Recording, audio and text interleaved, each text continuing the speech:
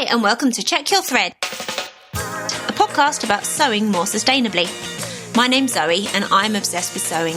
I've been blogging about it for over 13 years and am the creator and host of the popular handmade wardrobe challenge, Me Made May. But like many people, I've become increasingly concerned about the climate crisis and the way my lifestyle contributes to it. So in this podcast, I'll be nerding out about making clothes whilst exploring how to minimise the negative impact that it may have. I really hope you'll join me on this journey. Hello, lovely listeners. How are you doing? I am good, thanks. I feel like it's been a particularly busy week, but definitely productive. So I'm going to start this intro by raising a topic that was posed to me by listener and patron Krista. They're wondering if there's a suitable, more sustainable alternative to fusible interfacing. Good question! I've heard of people using a layer of sturdy woven cotton as an alternative to sew-in interfacing, but I'm pretty stumped for a swap if you're particularly in need of one that adheres to the fabric. Maybe you could swap fusible for non-fusible in most cases?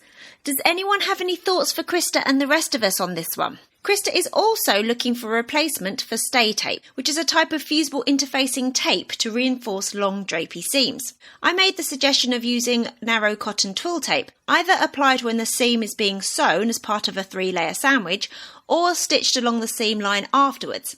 I've also heard tell of people harvesting the selvages of fabric for this purpose, as it's usually very stable, and you can even use the selvage from the fabric you're making your project from for a perfect match. If anyone has any other thoughts on stay tape alternatives, please let me know by emailing Zoe at checkyourthread or find me on Instagram at checkyourthread. So I hope that everyone's creative projects have been coming along nicely this week. I've finished off a scrap-busting knit summer dress for my daughter, and I've cut out another bikini top for myself from the length of recycled nylon swimwear fabric that I bought a couple of months ago. I'm going to be posting all about my swimwear making exploits in due course on my personal Instagram feed, which is at SoZoBlog, if you care to learn more about what I've been up to with that. So, sustainability-wise, this week I've been tallying up my plastic packaging waste for the big plastic count endeavour that I spoke about in the last couple of intros. I haven't finished up the week yet, but I am already alarmed at the numbers. I have to say that the bathroom waste is next to nothing so far, in part because I go and get refills of all the products that I can, but the food packaging is truly shocking. I try and avoid plastic whenever I can, and I always choose loose fruit and veg whenever possible, for example. But it really shows just how impossible it is, in the UK at least, to feed a family without consuming a huge amount of plastic in the process. All of that, I guess, feeds back into why I'm trying to grow as much fruit and vegetable as possible this year in my tiny little garden. This week has been a particularly busy one, in fact. I've planted my 2 courgette plants and a whole bunch of tomato plants into the actual soil. I waited until all those plants were enormous and really strong, so I'm pretty sure that they'll be okay, as long as I continue to patrol for slugs and snails, that is. I've also sown yet more seeds. I've sown some more lettuce and also some rocket and cavolo nero, which is an amazing type of kale. If you're doing any food growing this year, please send me a pic. I'd love to see how you're getting on. This week, I'd like to say a big thank you to Barb, Inez and Tracy for becoming the latest supporters of the podcast via Patreon. Remember, you can help this podcast wheels keep on turning for the price of a cup of coffee each month, because coffee is literally what fuels the making of this podcast. Or for more, or for less, any amount that you wish. Please head to the show notes or on the website checkyourthread.com to find the link. Speaking of the Check Your Thread Patreon. So, as I have previously explained, unlike other podcast patrons, I don't have any tiers for the Check Your Thread Patreon. Plus, patrons of this podcast won't receive any additional audio content or special episodes. This is because I want everyone to be able to access all episodes and engage with the ideas, regardless of whether or not you have sufficient disposable income to financially support the podcast. However, for ages I've been wanting to show my patrons how much I appreciate their ongoing support. It would literally not be possible for me to make this without them. So I've decided I'm going to start dropping sneaky peeks of future guests and some fun behind the scenes snippets for patron eyes only. So if you were thinking about supporting the podcast but haven't got around to signing up yet, if you do, you'll find the first sneaky peek up there already. So let's talk about this week's episode.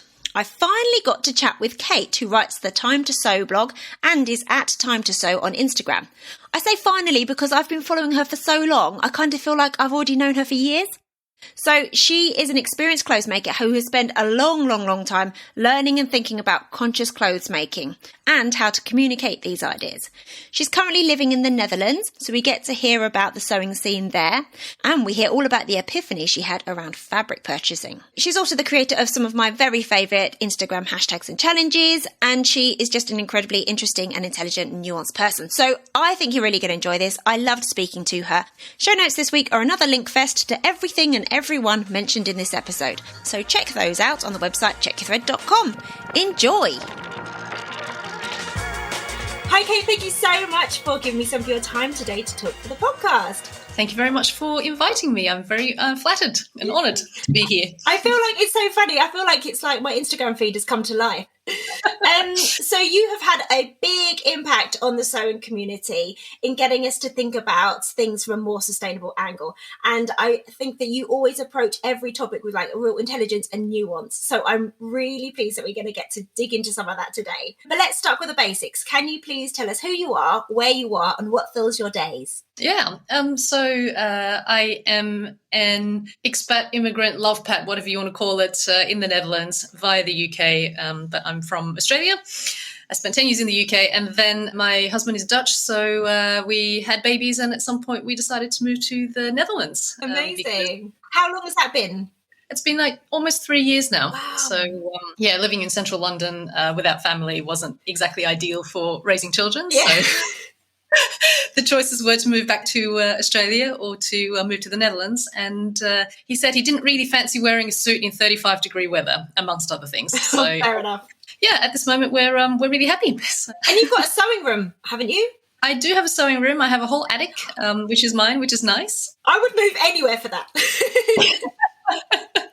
Yeah, it's the first time I've ever had a sewing room, and unfortunately, it sort of also means that your stuff tends to expand a bit. So previously I lived in a small 2-up, 2-down, and my stuff was kind of shoved between the dining room, tables and under the bookshelf. And also in my bedroom, you got the storage boxes full of fabric and stuff. And now it's all just upstairs. So it's a complete mess. Yeah, there's no impetus to have a tidy up. It's like, I'll just close the door. Yeah, exactly. So what do you do in the daytimes? I work in banking. So I've worked in banking and finance for about 15 years. Right now I'm working at ABN AMRO, which is a large Dutch bank. And I also I'm also a freelance contractor in my spare time. Yeah. So I do work for various pattern brands in terms of instruction editing and community management and that kind of stuff. So, Amazing. I've seen your picture on the inside cover of Fibre Mood magazine. Yes, thank you. Thank you for noticing. I also, I do work for Fibre Mood as a contractor as well. Fun. And you're a mum of 2 kids. So that's crazy. I'm amazed you have any time to make at all. Let's put it this way. I don't really watch TV. Something had to go. So can you let us know when you started sewing and garment making, and what role do those activities play in your life today? Yeah, I started in 2011 when I moved to the UK, and my mother wasn't around to hem my trousers anymore. I had this £30 sewing machine from Argos, and I hemmed my trousers, and then I made a cover for my sewing machine. And at some point I thought, do you know what? I really have trouble finding trousers that actually fit, so I'm just going to learn to make trousers. And I went to this made-to-measure course in Central St Martin's for a week, and I felt so bad for the tutor in retrospect because I could barely use a sewing machine. We had to draft a trouser block based on measurements. Deep end. And I didn't understand how the construction worked, of course. So I ended up having like wings on my hips because I drew this gigantic hip curve, which I thought was for the bum, but was actually for, the side of the hip. It was a complete disaster. Well, if you've never used a pattern and you don't know what the shapes are like, then how would you know? I literally had no idea. So it's very gutsy, but it didn't put you off. No. So then I went to Sew Over It, and I learned from a lovely lady called Julie there, and I went to basically all of her classes at Sew Over It. So I have a lot of Sew Over It garments from my... I used to work at Sew Over It, so I had a lot of Sew Over It garments also. Yeah. Yeah. And after that, it was sort of the one hobby that really stuck with me because I didn't really particularly enjoy shopping. I like fashion, but I'm not like super into clothes and fashion. But at the same time, just having the freedom to kind of choose your clothes and customize your clothes. And to this day, I do still have, a lot of vintage. I do like a bit of vintage. I like a bit of secondhand. I like a bit of ready to wear. But there are specific things that, I would never buy a linen dress, for example. I would never buy a blouse, but I will still buy, leggings, and I will still buy a coat and things like that because sometimes I just don't have the mental capacity and time to. Yeah, there's no one says you need to make everything. But I think we all go through that phase, don't we? Like we start sewing and then we really get into it and think, oh my God, I can make absolutely everything. You kind of go down this road of thinking that you have to make everything and buying all the things to make everything. And then you kind of almost get a bit burnt out by it. And when I moved to the Netherlands, I also started working sort of more freelance in sewing as well. And that took up sort of 50% of my time. And at some point, it just stopped being a bit fun. Sure. It's your job as well. So to either make stuff or teach or to edit stuff. Yeah, because you were doing a lot of like sew-alongs as well, weren't you? Yeah. At the start of COVID, Fibermood decided as a gift to the community that they would host these sew-alongs along with a discounted or a free pattern at the time. And they proved to be really popular. So I was doing a lot of those for a while. Yeah. We've slowed down on that a bit now, but yeah, I think it was a really nice thing to do. Yeah, I remember I watched your Lola top one. Oh, did you? Yeah. That was. I think for that one I actually pre-made one. Yeah, to try and fit all the main steps into 2 hours. Quite an involved garment, isn't it? It's kind of deceptively simple. There's a lot of elements, isn't there? Yeah. But the challenge is always timing, right? So, and trying to think, okay, so how can I get people through the main steps of getting this thing constructed, but without actually having to finish the whole thing myself at the time. And of course, the challenge after that is to motivate yourself after the class to finish it off for the photos. Yeah, for the photos, or to give to someone, just so you don't have another, whip hanging around. So yeah, it was also a bit of a learning experience as well, of course, because then you also have to interact and engage with people whilst you're there. So it's not just you have to sewing almost on autopilot, if you like. Wow. And to answer questions and try and predict what the tricky bits will be, what questions people will have. Oh my goodness, this is giving me anxiety listening to this. That's so good. So you grew up in Australia and then you later moved to the UK. And now you're living in the Netherlands. What's the Dutch sewing scene like? It's still there.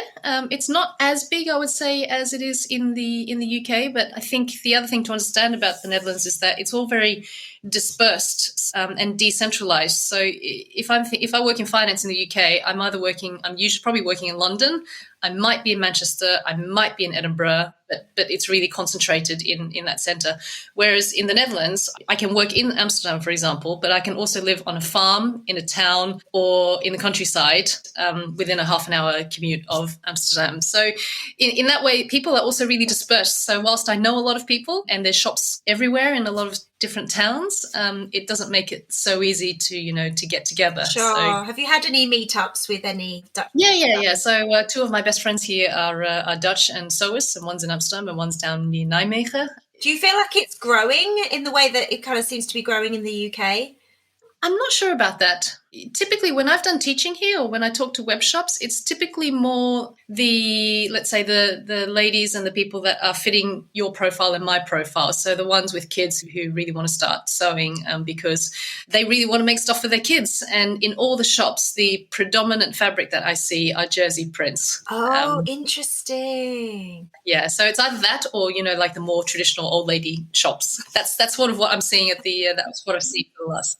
Maybe as their kids get older, maybe the stock will change and be more linens and more garment making kind of older. Yeah. I mean, look, it could also just be where I live, right? Because I live in what's effectively a commuter town, right, which has a lot of people with young families and older children as well. But maybe maybe it's possible, like in Amsterdam or Den Haag, where you have sort of more concentration of young people that the scene is growing there.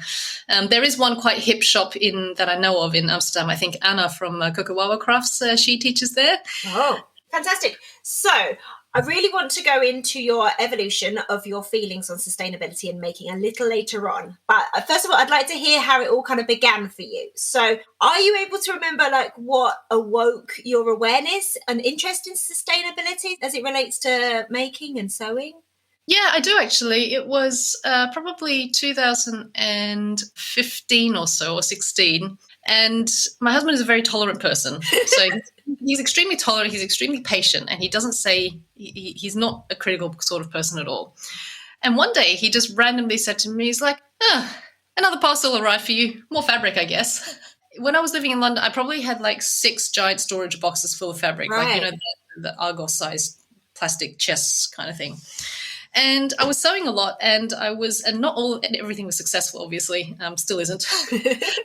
But I had a lot, and I was buying a lot. I was buying stuff like literally every week. At some point, I thought, hang on a second, I am buying this. I'm buying fabric like I would never buy clothes in my life. Interesting. Yeah, and again, maybe it's because I don't like clothes that much. I'm not really super into fashion, as I mentioned. Whereas sewing was just such a whole new world of freedom for me that I just kept on buying stuff that I liked. And I didn't realize at the time, for example, I'm wearing Liberty today, but in most cases, I like to look at Liberty much more than I like to wear it. So I didn't have any of this awareness at the time. And I was just like randomly buying stuff to try, experiments with fabric that I've never tried before without sort of really thinking too hard about my style or what I was doing. It was just like for the pure joy of making. And it was just a craft activity. It didn't really feel, it wasn't until he said that I was like, oh, actually, what about the wardrobe? Because the byproduct of sewing garments is having a lot of garments and having too many garments. Sure. And at that point I thought, okay, let's just pause for a second. And then I really thought about it. And then I got quite heavily into the whole sustainable fashion scene. And I studied it for a couple of weeks, those week-long intensives at Central St. Martin to learn more about what was happening and what was going on in that industry. And that's how it all began. Yeah. Wow, that's amazing. So one kind of comment kind of seeded this kind of whole like investigation. I love how you were like, I'm going to go and study this, not like I'm just going to have a little search online. Like, no, I need to know. I need to go. Yeah. I'm a bit obsessive like that. Once I get my head into an idea, then I have to know everything about it up to a certain point. And then I'm like, okay, cool. Now I can, now I know everything. Move on to the next thing. Yeah. I love it. Well, it sounds like that's a parallel to when you just started tinkering on your first sewing machine. You're like, I'm going to learn how to draft my own trousers. Exactly. I can do this. So after that seed and after your studying that you then went on to do, how did the topics of sustainability, waste and resource use begin to affect your making? If you watch, documentaries like The True Cost or any other sort of shocker documentary, let's say, it really has that effect on you to make you change your behavior, or at least for me, it certainly did. So then I just stopped buying a lot. Right. I just stopped, and I destashed a lot. I hosted a couple of Instagram challenges in 2018, which I want to come on to. I'm very interested in that. And it was really, I just stopped, Zoe. Right. That's what I did. Wow. You seem you've got a lot of kind of self-discipline. Did you need to do any like unfollowing of accounts? Not really. No, because I think I just decided just no, and then I just didn't. I reckon you're an upholder. Have you heard of the 4 tendencies? No. Oh, I'm obsessed with this. It's like a categorization of how you respond to expectation, both internal and external. Okay. And I'm an upholder, and it's quite a small section of the population. I think you're an upholder. Yeah, I think we're probably in the same boat. Yeah. No, once I decide something, then it's just like, no, this is it. Okay, I would definitely say you're an upholder in that sense, because upholders, I believe, quite like to set themselves a challenge, which brings us onto your amazing challenges. So, but before we talk about that quickly, I just want to say I love your blog. You have a fantastic blog, which is so well researched. And I really like the way that you lay out all your blog posts, because it makes all the information really accessible. And I've actually learned so much from your blog. You can absorb the information so much easier than mine just kind of onto a screen. So thank you. But yeah, I can really see how your analytical approach comes across in those, because it's really easy to absorb all the information. So what were your motivations for starting it and putting all that time into it? Yeah, so when I was doing that couple of weeks of sustainable fashion, at the end was, okay, so what are you now going to do with all this information? And I thought, I'm going to write a blog. because that seemed to be the thing to do at the time, right? That what people were doing. They weren't really doing socials. They were doing more blog than they were, you know, let's say the fast socials like Instagram and Facebook. So I started writing this blog, and I thought I am going to share this with the sewing community and the people I know, because I think it's really valuable information for people to know and understand. And there's so much misinformation out there, and it's so hard to disseminate what's right and what's not. And what I found with a lot of sustainable fashion bloggers as well was that they said stuff that they believed that they heard somewhere, but it wasn't real researched. And it's very black and white thinking, which I think is easy from a messaging perspective, like don't buy stuff. Good, easy message. But the message of things like, you know, synthetics are bad and natural fibers are good. So in what context? Yeah. It's like, well, what do you actually mean by that? I mean, it's a very easy sort of hashtag line to use, but at the same time it's not really useful, because then it sounds like you haven't really thought about like what synthetics are useful for. You know, if you're someone who wants to do sports and that, you're not going to use cotton leggings. Not 100% cotton leggings, it's just not going to happen, right? Yeah. If you want your undies to last, you want to have elastic in your undies, and that's going to be nylon or some kind of recycled nylon. Or swimwear. Or swimwear or anything, you know. So I really disliked those sorts of just broad sweeping messages, and I still really don't like that. So it was giving yourself a platform to kind of dig in a bit more and explore those ideas in a more fully balanced way. Yes, exactly. And I think that's always been my thing, because it can't possibly be the case that, you know, if synthetics are all bad and cotton is all good, then we should be using cotton for everything. Like it just doesn't work like that, right? Yeah, from an economic perspective, from a use perspective, it just doesn't work. So that was why I started that. Yep. I'm obviously going to put a link to it in the show notes for anyone who hasn't had a chance to check it out. So I discovered your blog when I was going hunting to find out more about your challenges. So you co-created and hosted a Make Your Stash challenge, and then later Sew What I Have challenge. Is that right? Yeah. Yes, that's right. Yeah. Okay. So what were your motivations for creating those? Yeah, I think it was a way to try and get the community a bit more engaged with the things that I was writing about and the things that I was doing. Yeah, because the sewing community loves a challenge. Well, this is the thing, and you also have to make things easy for people. And I think it's really important in this space, when we don't have a one-size-fits-all way towards sustainable living or sustainable sewing or whatever you want to call it, that you make it really easy for people and you just keep non-judgmental about it. And you make it fun as well. Yeah, and it's got to be fun. It's got to be inclusive, you know, all these things to get people thinking about stuff. So because at the time we didn't have a lot of conversations about sustainability, the simplest way to, I think, get people into it was not necessarily refashioning, and that's kind of more challenging almost than just making up a project from scratch.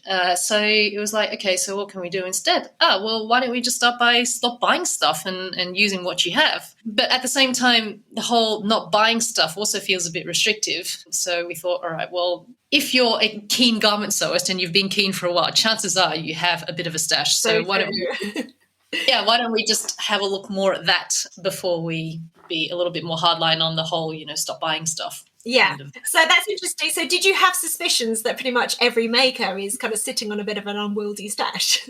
I had a suspicion that makers that were really into it would have an unwieldy stash. So people like you, people like me, people like my friends. But at the same time, not the occasional maker. So if I think about, you know, the fabric shop I sometimes work with and her customers, they are occasional makers, that they do things because, maybe it's nice to do this sometimes, in the same way that you would say, it's springtime, maybe I'll go to the garden centre. They're not like the obsessive makers like me. Like always got a project on the go, yeah. Yeah, exactly. So, but for the obsessive makers, I had a feeling that. I think you were right. So how did the challenges, how did they work?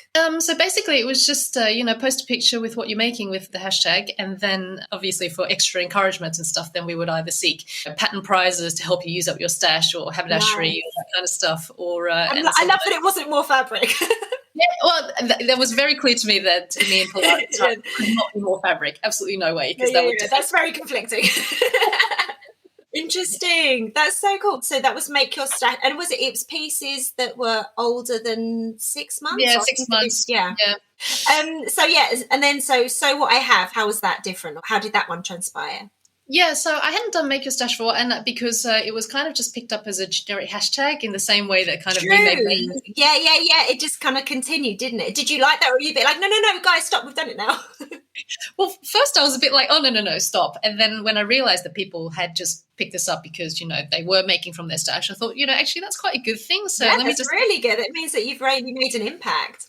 Yeah, so I thought, all right, well, let's just let that go then. And then it was when I was speaking to my friend Joyce, she's a Dutch sewist here, and she is someone who likes to catalogue her stash. And she also really likes shopping, which I've got nothing against, right? If that's your hobby, then that's that. And but she was saying at some point that she felt like, after she'd done her whole categorization and Excel spreadsheet about her stash, that it was a bit too much, and maybe she should just hit pause for a bit. And I said, all right, okay, come on, Joyce, what better to hit pause than to use another hashtag challenge? Should we make one? And she said, yes, let's do that. We created What Sew What I Have. And I think the realization for her at the end of it was that not shopping and always sewing from her stash is not for her. Right. And that's fine, because at least, you've done it now, so right? That's in my view. And for me, it was also a bit of an impetus to actually get sewing again, because as we talked about before, I worked for, 2 or 3 years, more or less, half the full time in sewing along my being the primary parent. And it just wasn't fun anymore for me.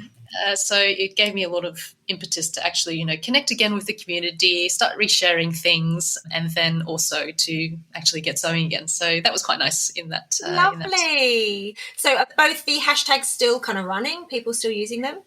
People still use them. I think probably more Make Your Stash, because I think I ran that for 2 or 3 years. And yeah, So What I Have, I don't know if I'll do it again this year. I'm thinking about it. So we'll see, because there are quite a lot of sustainability related challenges now anyway. Yeah, which is wonderful. I think the more the merrier, really, because not everybody is going to be following everyone, Yes, so if there's something in a slightly different kind of corner of the online sewing community that's encouraging more sustainable kind of practices, and there's another one over here, and there's probably a Venn diagram overlap, but they're going to reach more people. I think that's fantastic. The more people talking about it, the better. Yeah, I think it's good for people to sort of engage differently. But at the same time, I'm kind of like, but then there's also social media overwhelm. How many challenges, how many hashtags, how many things can your brain physically cope with? Yeah. Sometimes you see people, don't you? They're like, oh, I've made this thing, which happens to coincide with this challenge and this challenge and this challenge. And you're like, I haven't heard of half of those. Yeah, right. I'm like, I don't spend that much time on Instagram, clearly. So what does your stash look like now? Do you have a method for tracking or cataloguing it? No, I don't. I absolutely don't, because I'm a very disorganized person in my personal. So interesting. You're kind of very organized in some ways, and then a bit more kind of like free. Yeah. So I was just showing my friend last night. I just said, I'm going to show you the horror that is my storage cupboard, and she looked at it. She's like, I think presentation might be half of the problem here, Kate. I said, yeah, I feel like I've got to buy another storage box, because, all this stuff is just not fitting in. Like, if I can't shove it in, then it just needs another box. If I folded it all up properly and catalogued it properly, then it probably would fit in the box. But, I'm kind of like, I got better things to do. That's interesting. So it's kind of just like a free-form entity. It kind of is. So I have one box that's sort of meant to be linens, and one box and cottons, and one box that's meant to be, the kid stuff, and another box that's meant to be this. But the reality is everything is everywhere. And actually, I was about to publish a blog post on 5 ways to think about your stash. And one of the ways is to just let go of stuff that maybe you don't like anymore. I'm a big proponent of that, for sure. I think there's a lot of feelings, isn't there, wrapped up in, well, I spent money on it and I really loved it. Yeah. That money's gone. That money's not coming back. Like, making something you feel meh about because you don't really love it anymore, that's not going to get the money back. Yeah, exactly. And it's a bit pointless from a happiness and a time investment perspective, right? So yeah, sell it or swap it, move it on, or give it away if you know somebody who's starting to sew. That might be a really nice resource for them. Very nice indeed. Yeah. Yeah. So. Having followed your blog and your Instagram account for a number of years, it really sounds that your feelings around sustainable sewing, air quotes, have shifted over time. So could you elaborate on that shift a bit for us, please? Yeah, so after the studies and the starting of the blog, as we discussed, I was quite hardcore into the whole sustainability movement as a lifestyle, as well as just in a fashion and sewing sense.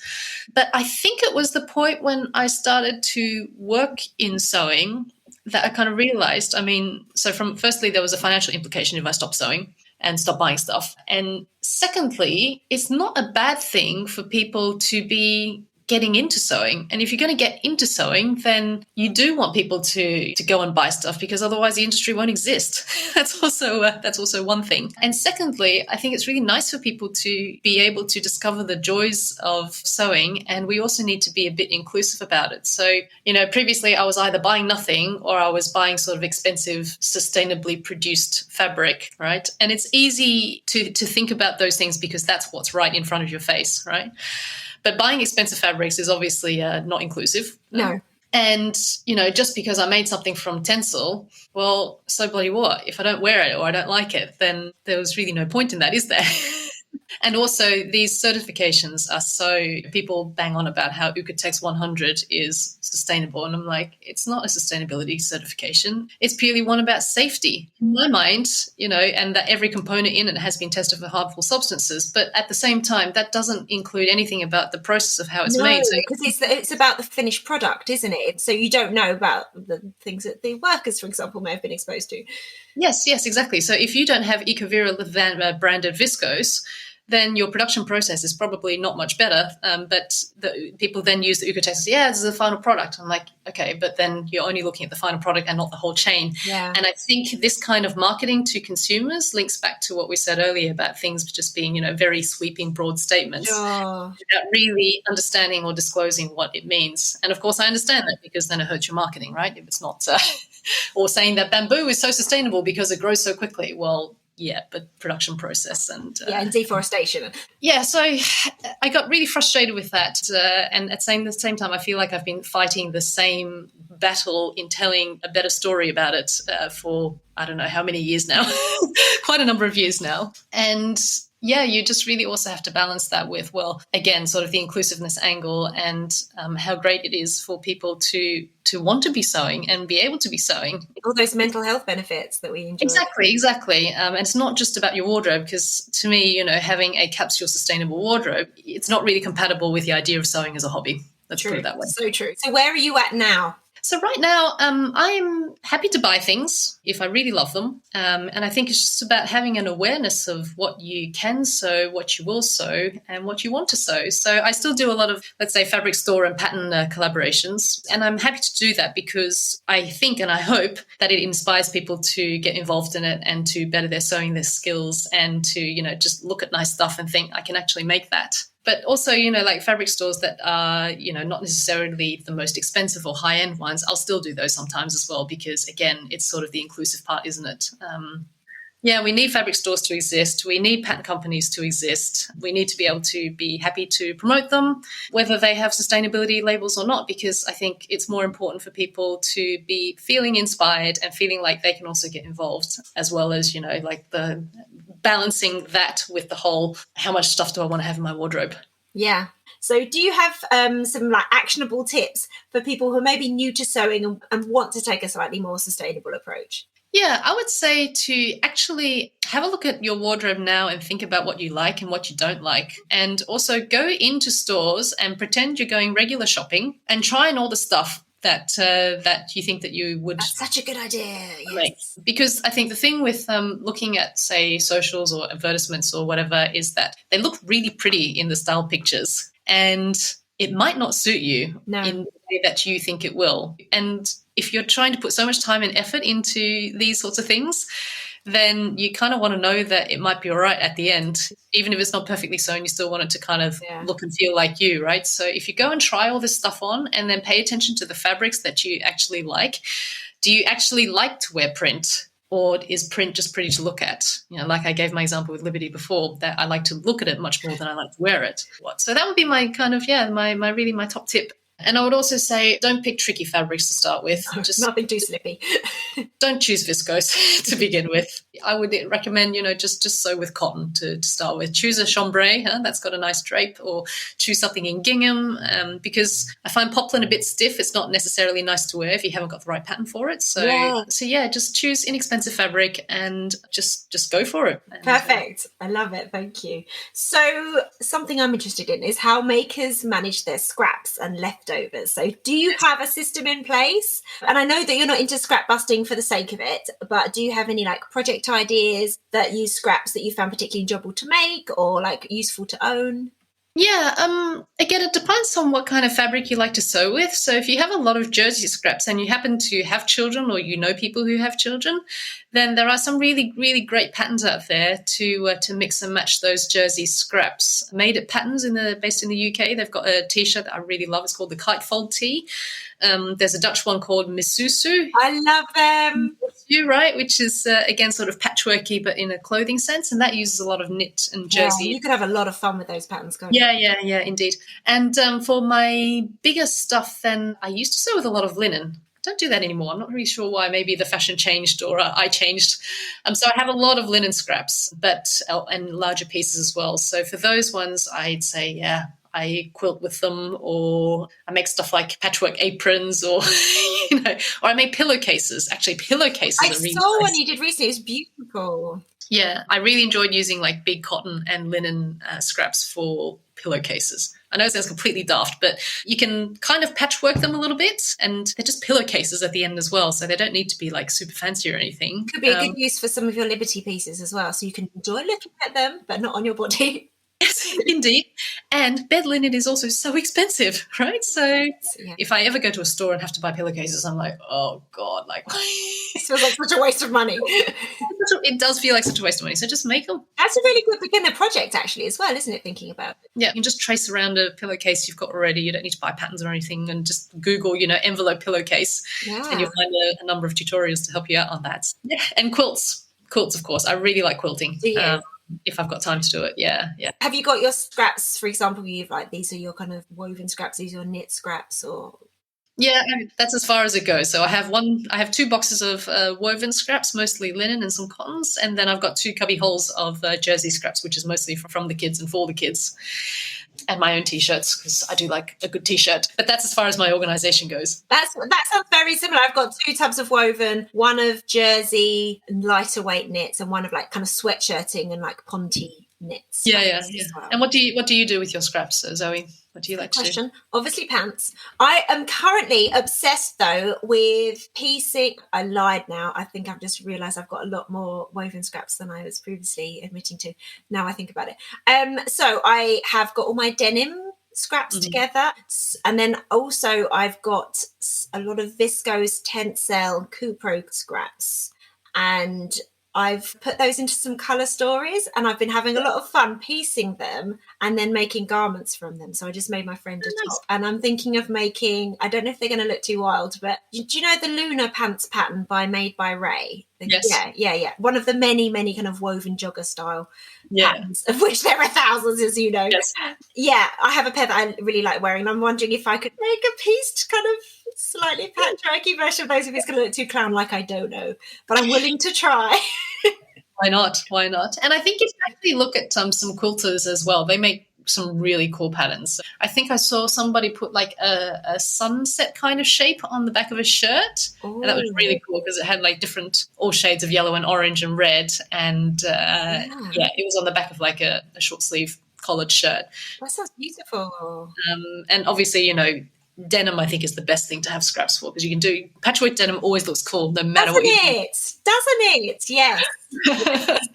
Which actually leads me on to my next question. So are there any makers or businesses that inspire you, either from an aesthetic perspective or more conceptually in the way that they balance, producing in a more sustainable way? Yeah, I always like Wendy Ward. She's so true to the sustainability cause. Yeah, she really lives it, doesn't she? She really, really lives it. I think she's doing a PhD to do with sustainable fashion as well. Yes. I want to get her back on the podcast a little bit further down the line so she can share some of the things she's discovered. Yeah. So I would be, I really like her. I really like Wendy. From an aesthetic point of view, there's a quilter called Suzy Quilts, Suzy, and I think she used to be a graphic designer, and her use of color is amazing. It really has like a Anthropologie store kind of vibe. Yeah, it's just so cool. I really like Suzy, and I really like the Sew Over 50 community. I followed her. It's so lovely. Yeah, and I think it's just so great to see diversity in age and the stuff that people like to make. Obviously, Fibre Mood. I have to put that in. Obviously, Fibre Mood. Obviously, Just Patterns. Obviously, fantastic. I really love the aesthetics of all three of those. Completely different styles.